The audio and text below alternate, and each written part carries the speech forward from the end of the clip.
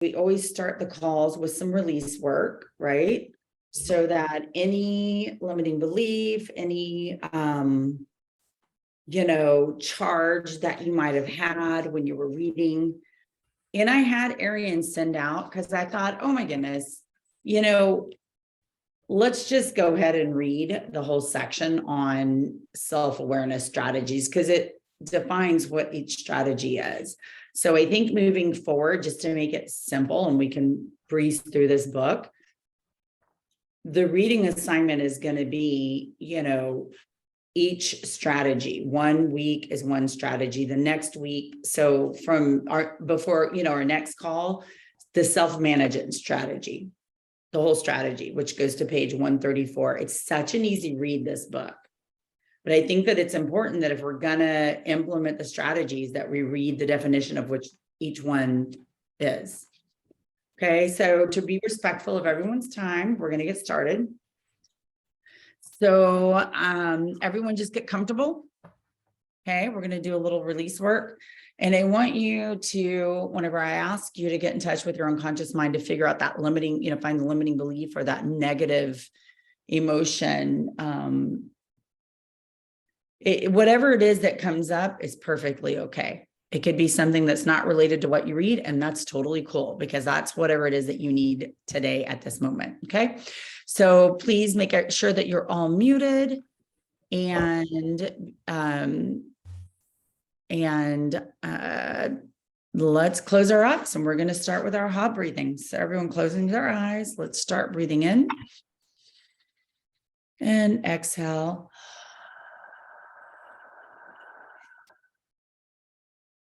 Good. Breathing in.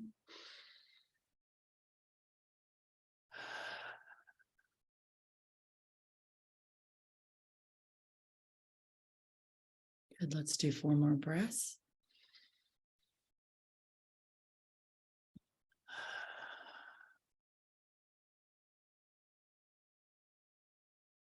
And again, breathing in.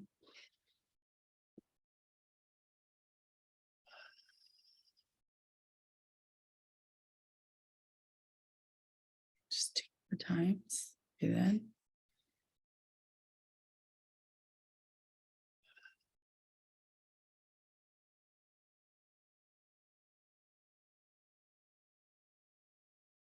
One more time.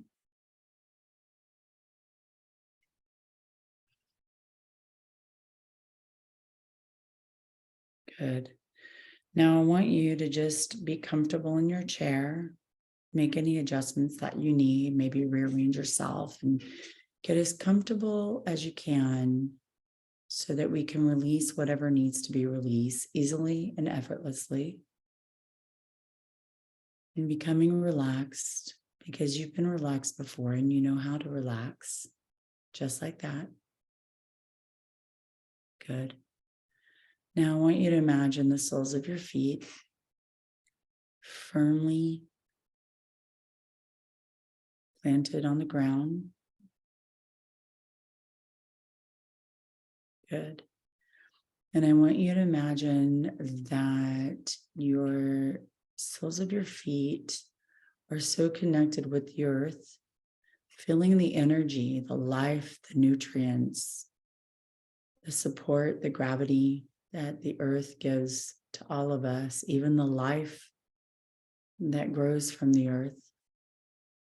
And I want you to imagine just drawing up the energy from the earth through the soles of your feet, just feeling that nice tingling sensation of the energy up your calves, moving up your thighs and just below your sits bone. Good. Feeling that connection, that groundedness and centeredness with the earth, to where your legs are so centered and grounded and heavy. They're so heavy at this morning and at this moment that you feel solid and secure. Excellent. Now, I want you to ask your unconscious mind, what needs to be released today, and identify that limiting belief or negative emotion at this moment, whatever it is perfectly okay. And I want you to just let your unconscious mind know, say, unconscious mind, I'm ready to release this, get rid of this, learn my lesson, and release it today, and be consciously aware, bringing it to the light and being consciously aware so that you can make the right choice as to no longer feel this, no longer keep the pattern, and learn your lesson. Good. Now I want you to ask your unconscious mind, have it get in touch with all the emotions and take you back on your timeline, whether it was before, during, or after birth, taking you back now to the root cause, to the point of entry when this first event took place, where that negative limiting belief emotion was formed, taking you back there now.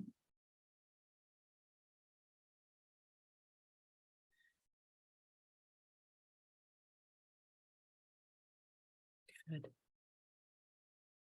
Now I want you to just have your unconscious mind energetically activate, just activating every little piece of baggage, that root cause that's related, anything that's related to that emotion right now, just lighting it all up, filling it all inside and lighting everything up that's related to this root cause. And I want you to just pay attention to when it starts to disappear.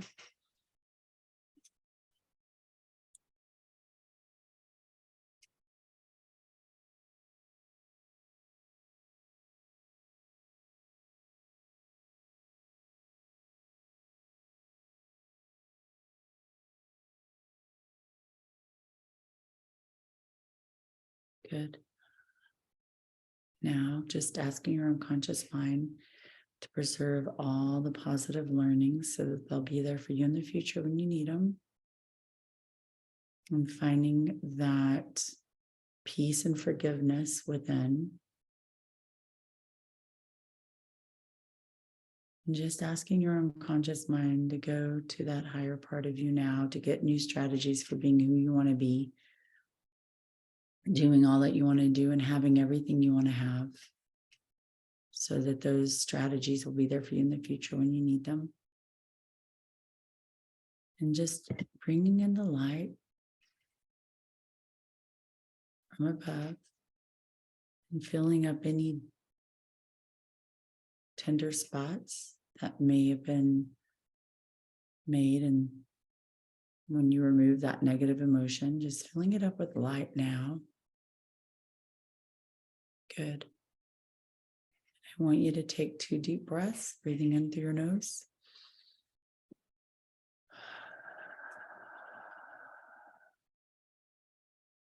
Good. Again.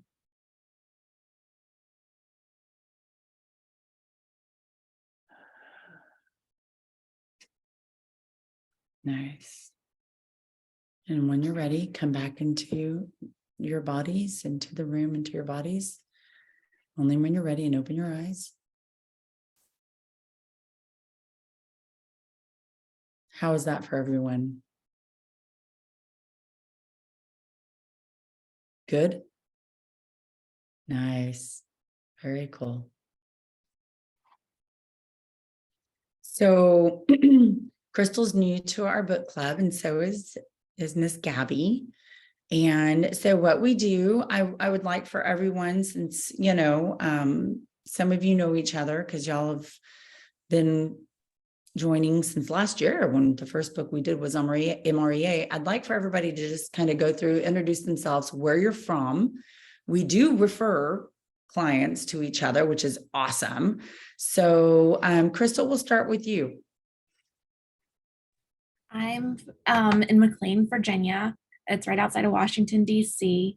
I am kind of from Virginia. I've been in real estate 6 years. And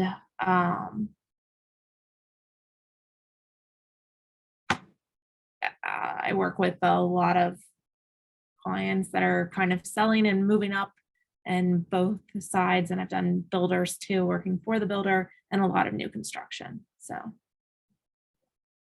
Good. And how, if anybody wants to, exchange, are you on our Facebook? Did you join our Facebook group? I actually haven't. I didn't see it. To join the group. So if anybody, needs to get a hold of you, they know how they can get a hold of you, or you can also share your information in the chat. Okay, Miss Anne Marie. Hey everybody, Anne Marie Gibbs. I am in New Jersey, specifically South Jersey, near Ocean City and Atlantic City. So close to the shore, but I do a lot on the mainland. And I've been in the business for over 30 years. And every day I learn something new, especially in this shifting economy and market. And I'm always happy to be here with like-minded people trying to grow and learn. Nice. Very cool. And how can everyone, are you on the Facebook group, and how can people I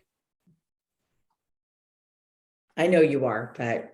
I am. I'm on the Facebook group, and even after all these years, I'm a full-time 24/7 at your service.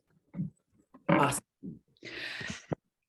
Miss Catherine. Hello, everybody. Can you hear me?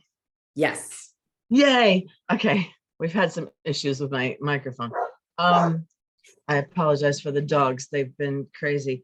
I am Catherine Snodgrass. I'm in North Jersey, Anne Marie, so we can share. Yay. So I cover the North Jersey area. I'm a third generation realtor. My grandparents had their own real estate office. My parents had their own office. My father was a builder, so it's kind of in my nature. I was rebellious for my young life. Worked in the corporate world, then realized real estate was where I should have been. But yeah, I'm on the Facebook group, but I do not go on Facebook that often. So I need to make that more intentional on my part to take advantage of what's in there. So that's me. Awesome. Thank you. Gabby. Hi, good morning. I am in Canada. I don't know if anybody else is, but I'm in the Burlington Hamilton area, which is probably about 45 minutes from Toronto. I've been in the business now for 14 years. And yeah, I love having referrals from the States, because I don't know if anybody else is from like Florida and all that, but we do have a lot of snowbirds going down there. But Virginia is not too far. So I'll keep you guys in mind and stuff for all of those things. But yeah, I'm glad to be here actually. So thank you. Awesome. Glad you're here too, Gabby. Miss Antonia. I'm Antonia Martin. I'm in the central San Joaquin Valley in California, right in the smack middle of it, where it's the breadbasket of the United States. I live in a very rural area. The closest town is 20 minutes from where I live, and I'm within probably an hour and 15 minutes of most of the towns that I work. It's all farmland, and I really enjoy. I lived away from here for 40 years and didn't really appreciate it till I came back. So I've been a real estate agent for 5 years, and I was in lending for 16 years before that in San Antonio. And I love being in Texas, and I love being back home in California. And I wanted to really be in real estate the whole time as a realtor when I was lending. So I was always paying attention to how things worked in that aspect.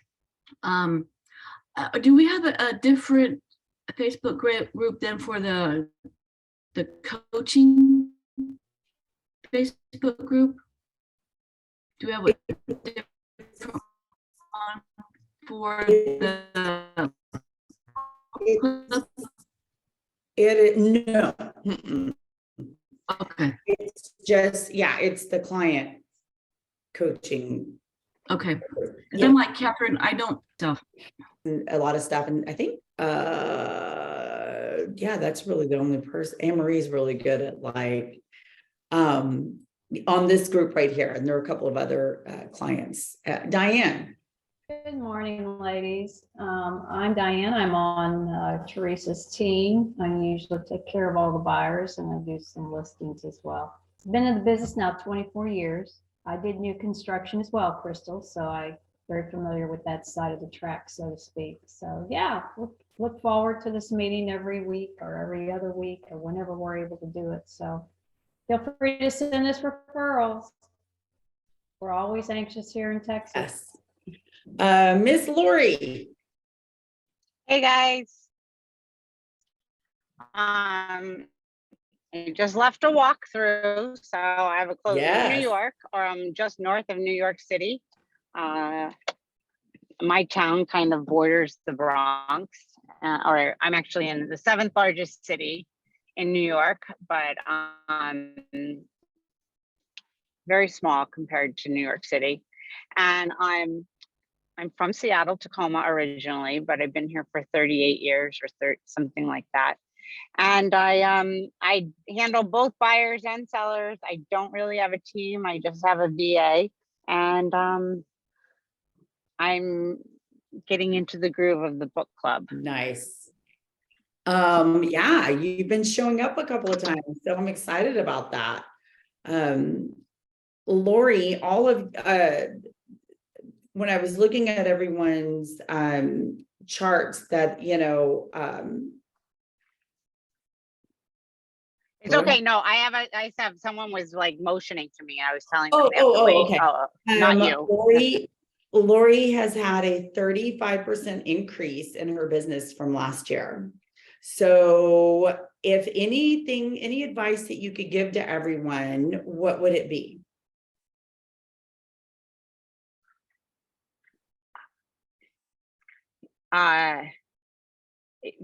Be consistent and work your database and have parties. I mean, if there if there was one thing that I think has made the difference, well, my VA, that's been a big difference. But you know, for years and years, I wanted to have client events, and I just didn't have the bandwidth to do it. I just could never really wrap my head around it. And getting the virtual assistant, or getting my assistant, she helped me. And you know, I found a place that would give me a happy hour for about $600, and then she helped me, you know, do the invites and follow up with everyone. And we did about 5 this year. And if I was going to say that there was something that I think made the difference, I would say it was that. I think it makes you, I mean, there's some cross-selling that goes on there because vendors do show up and vendors talk, you know, to each other. I'm in a BNI group that's a really, really strong support for me, a really big core. And I've been in it for 13 years, so I adore them. And if they show up and then they're talking about how great I am to clients, I think it just helps. So, and it's also so fun. I mean, it's so easy and so fun to connect with people through in that manner. You know, making phone calls is not so fun. We all know that it's not that much fun to make phone calls and ask people for business. But if you have a party and business comes out of it organically, it's a lot easier. And of all you guys or gals, how many, because, you know, and Diane will tell you, I mean, we're starting to get back into doing our events, but how many of you guys or gals have I said, we need to start getting your events booked? Every single one of you ladies. And the reason why I'm asking Lori to say, okay, this woman has 184,000 in pending, 35% increase in her business, the best year she's ever had, because she finally, I was like, after me, like putting it in her face, she was like, okay. And then she started seeing an ROI on it.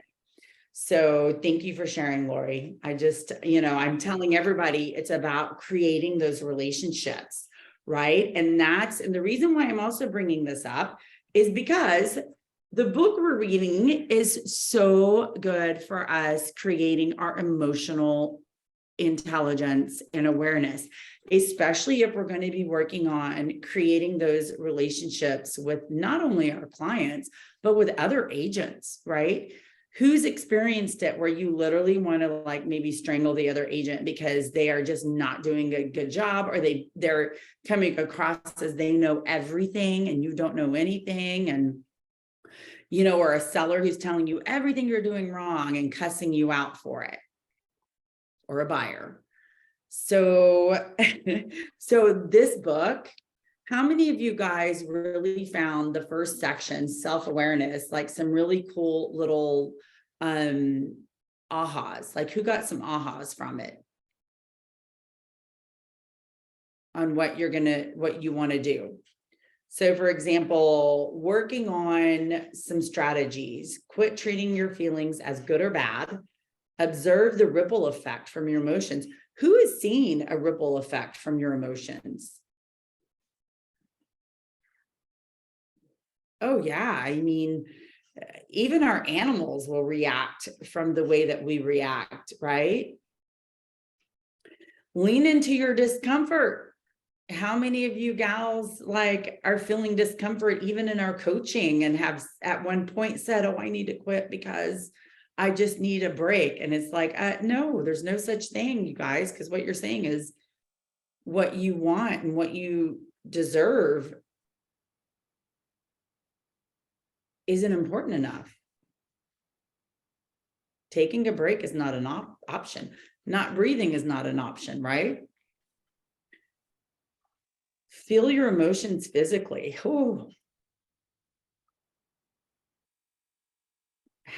Who all's back has gone out because they've been so stressed before? Or you get like, you say, oh, you're a pain in my neck, and all of a sudden your neck goes out and you're like, oh no, you know what I'm talking about, thorn in my side, and you start getting a side ache. We manifest those. Know who and what pushes your button. This is such an important one. You know, and it's also about creating those boundaries. And I know that for some of you gals, boundaries has been a huge, important tool for you to really implement. And once you started implementing it, you've noticed a change in not only how you are and how you're reacting, but how the other person is reacting to you, or, you know, communicating with you. Watching yourself like a hawk. So, you know, whenever I have done techniques with you gals and I have you disassociate, meaning I ask you to step out of yourself and look at yourself, that's called disassociation. And then I ask you, what do you see, hear, and feel, right? So think of it as the same thing. You're watching yourself like a hawk, right? You're in a situation and you're like, when you're consciously aware, you're aware of what's going on around you. When you're unconscious, it just happens and you're like, why did I do that? Right? There was a really good exercise in here that he talks about, where you close your eyes and you imagine a positive event. And what are you seeing, hearing, and feeling? Like, what are you experiencing? What emotions are coming up? And then you imagine a negative event. What are you seeing, hearing, and feeling during that negative event? And it's really just getting you in touch with your emotions. For some of you, I've had you write on words because I want you to get in touch with that. And that's the whole purpose and reason why I'm asking you ladies sometimes to really dig in and get familiar with what it is when you're feeling a trigger. And it's so that you can learn your lesson and release it and no longer be triggered anymore. Keeping a journal. Who have I asked to write and journal? All of you. That is so important to do.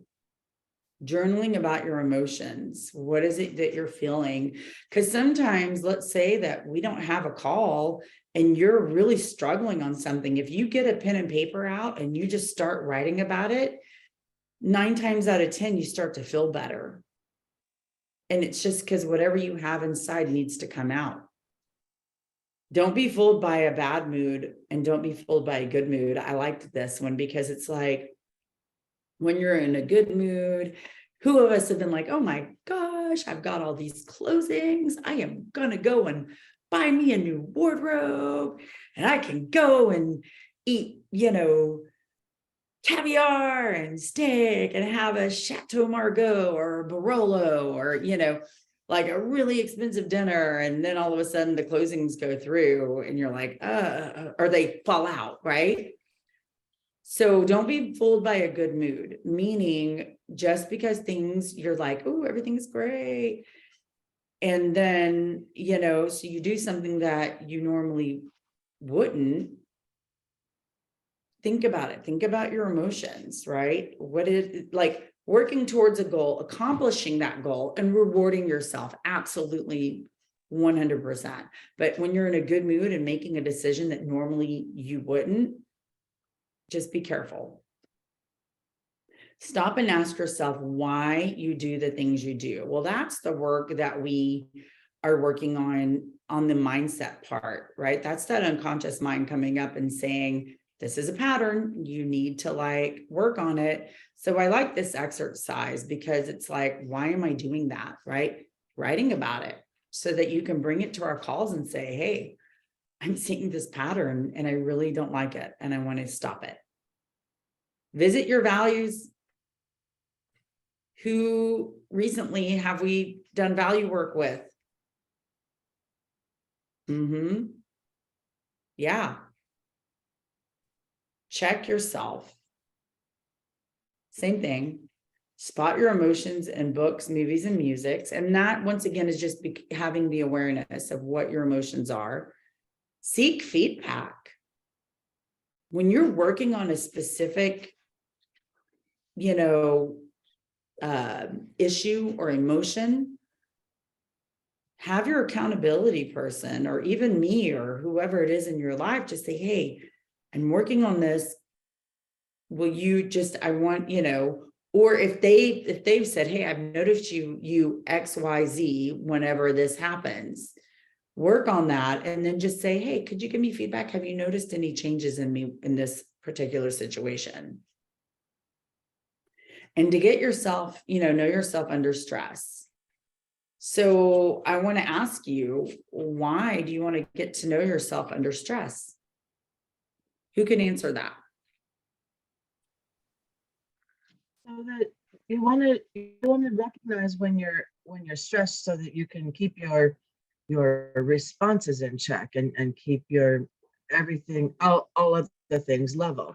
So going back to don't get too up or too down based on the good and the bad, but make sure your stress doesn't affect those other things. Absolutely. Who else?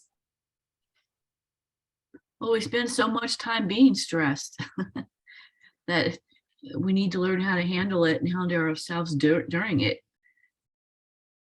Kind of keep control of our lives. Yeah. Crystal, what do you think?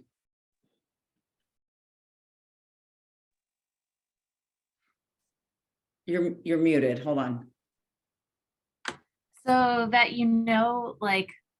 what helps get you out of stress, maybe too. Because the more that you know about yourself under stress, the better you could handle it and maybe relieve some of that stress. Yeah, cool. Anyone else? Lori? Oh, I think she's saying it. She's got to go. Hear me? Can you hear me? Yeah, we can hear you now. Okay.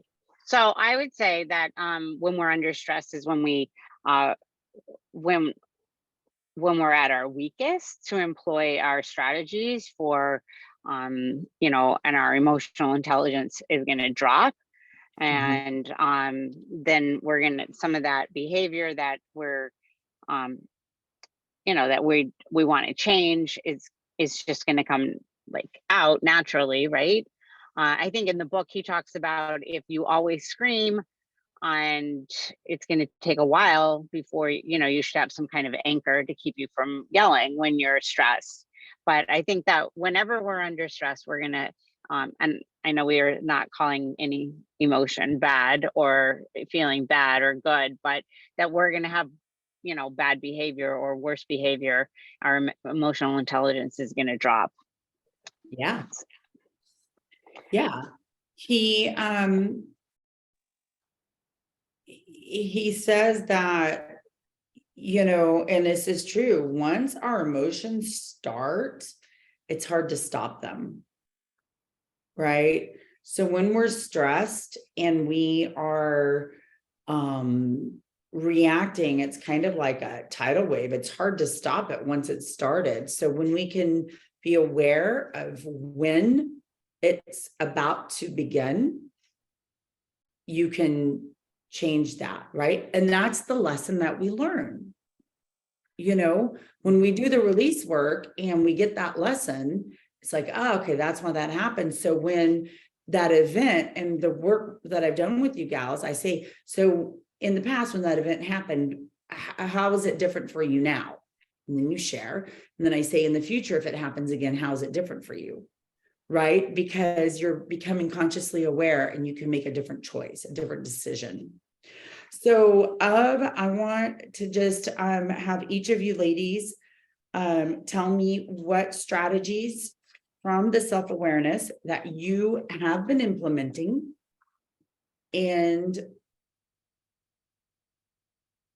it can be, I mean, it could be all 15. It could be, you know, maybe you're going to work on just like 1 or 2. I mean, the book says to work on 3 of them, right? So that, like, the action plan, you know, what 3 strategies are you going to use to work on that area?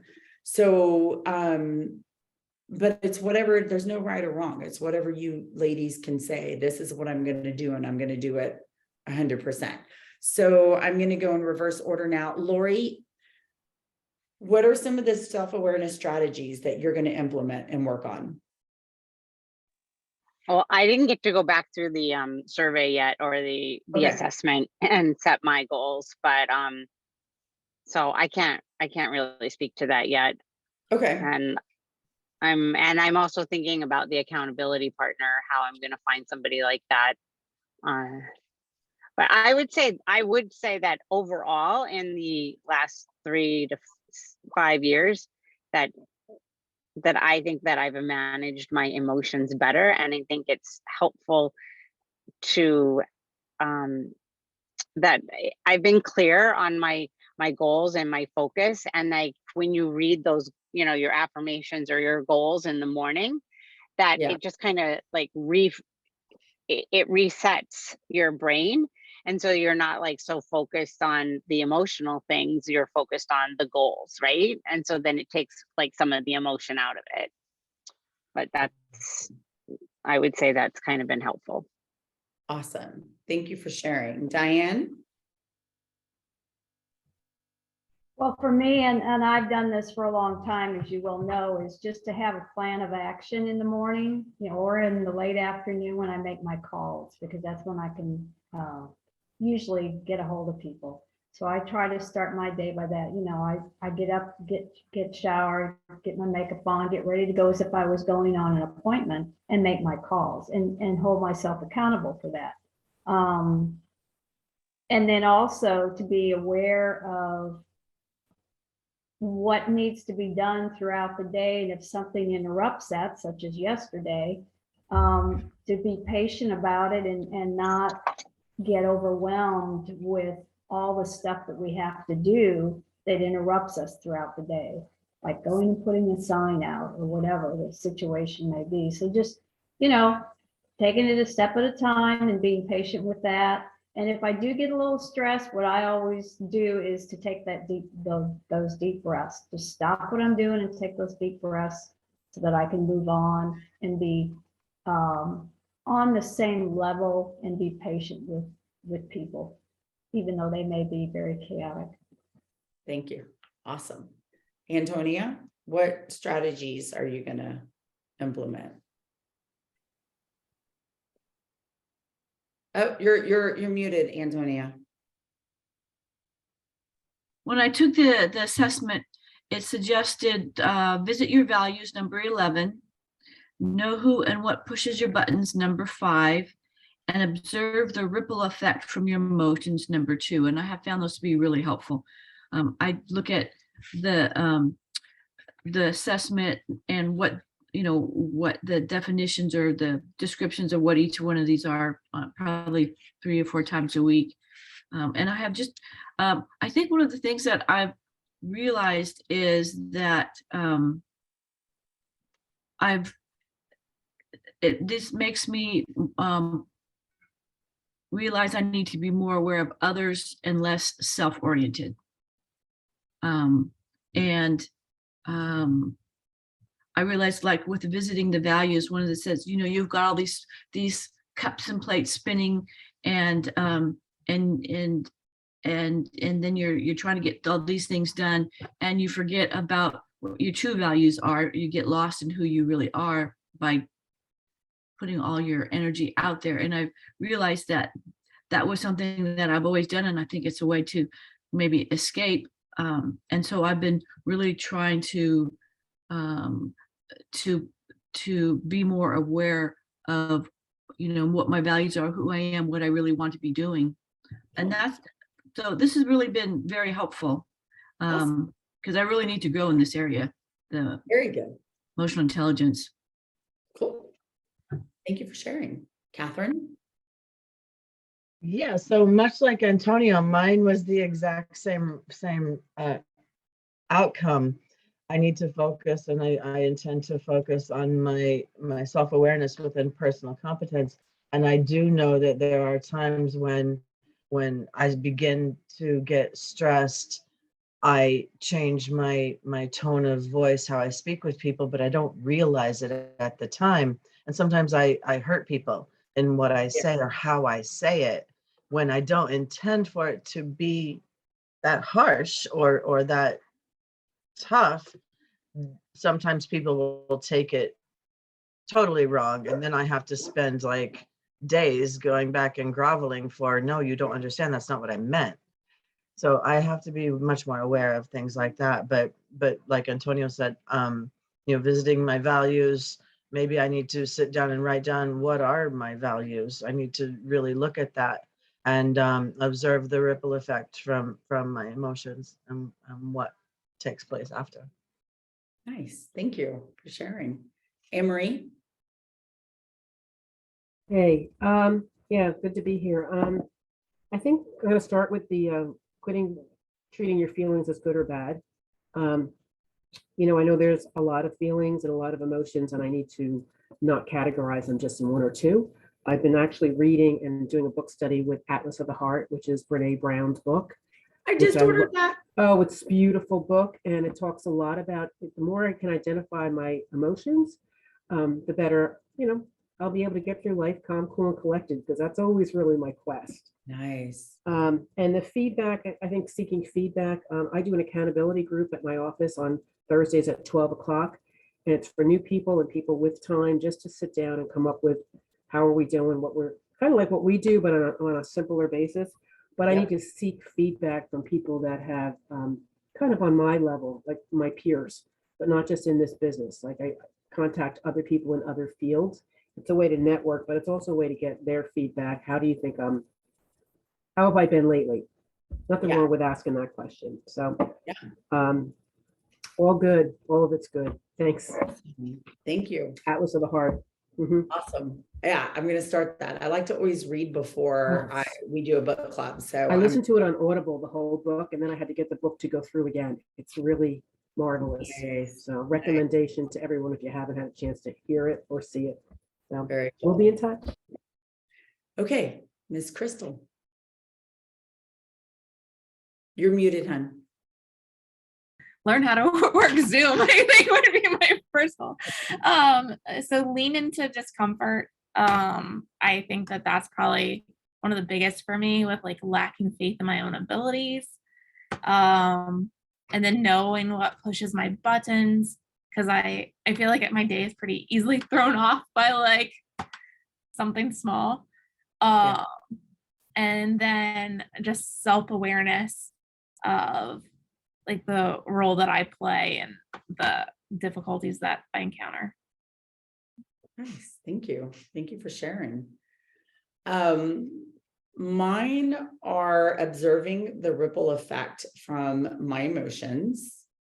Also leaning into discomfort. And I'm, I daily checking myself and my values and getting to know, myself under stress and seeking feedback. With anything, it's funny because I had another client who was asking me about self-mastery. And I said, well, yeah, my belief is that we strive to have mastery in all of it, in all areas of our lives. Yet when we get there, if we say, okay, I've mastered this, I'm going to stop. Well, like, how could you keep that momentum? It's the law of inertia, right? How can you continue to master if you stop, right? Because with anything, seasons change, areas of our life change. Unfortunately, we're getting older, like that creates change in who we are physically, mentally, spiritually, right? So it is a daily event, mastering life. And that's the beauty, is that we get to choose to be a master of our life and the areas and what it is that we want to do, or we can choose not to. Yet if we choose not to, it's just like, let's say that you grew this beautiful, fruit tree, and you started it from a seed, and then the tree's bearing fruit. Once it starts to bear fruit, do you stop nurturing it and watering it and caring for it? No, because what will happen if you do? Yeah, it dies. It's the same with us, right? So that's my belief, is that, we're here, God put us here, we have our own purpose, our life's purpose. We are each uniquely made, and we're here for a reason, right? And sometimes we go down a path of mastery in a certain area, but then we come back to another path. And so it's just it's a continuous cycle. Law of creation, law of transformation, and law of completion. And then you start all over again. The 3 types of energy: creation, transformation, completion. Okay, ladies, love to you all. Love how you choose to be the best that you can be. So grateful for each and every one of you. And I will see you next week. So read the next section, self-management strategies. That will take us to to the next, which would be page 137. Wait a minute. Nope. Forgive me. 132. No, geez, 134. Oh dear, I'll get it. To page 134. So all of self-management strategies. Okay. So we're going to get through this one fairly quick.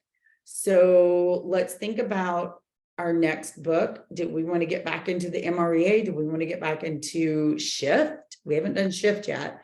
What do we want to get into next? Or do we still love this, work on who we are growth-wise? Okay. So think about it.